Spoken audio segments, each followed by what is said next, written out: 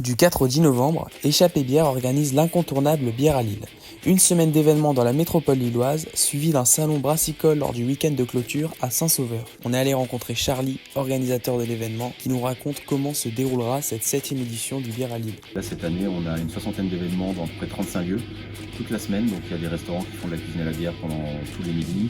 Il y a des tables take-over en fin de semaine. Au milieu de semaine, il y a un jeu de piste en vélo, il y a un jeu de piste gourmand, il y a beaucoup de choses, il y en a pour tous les goûts.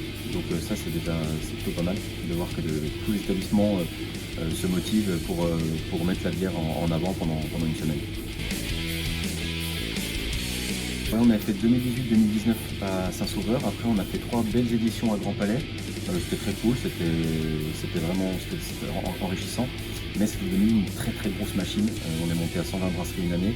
On voulait revenir à une édition un peu à taille humaine.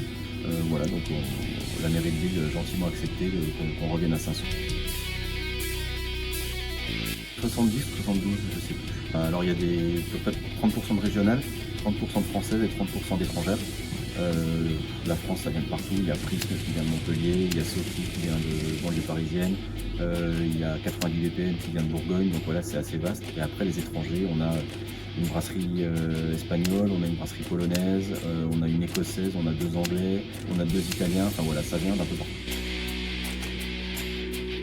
On essaie toujours de pousser un peu plus les choses qui sont au-delà de la bière. Donc il y a un bar à soft, il y aura du kombucha, il y aura du pomme, il y a toute une partie food avec des food trucks, avec des chefs qui font des démos culinaires, il y a une partie conférence, il y a même un salon de tatouage, il y a même des cliniques qui font des massages gratuits, il y a des jeux pour enfants. Donc en fait, si tu peux venir, si tu es avec quelqu'un qui n'aime pas la bière, il n'y a pas de souci. Il y a beaucoup de choses à faire, quoi. Et on a même fait un circuit de visite qui sera indiqué sur les panneaux des stands pour les gens qui n'aiment pas la bière. Donc à la fois des bières où les gens vont pas avoir l'impression de boire de la bière, et sinon pour les gens qui sont vraiment réfractaires, il y a autre chose à voir.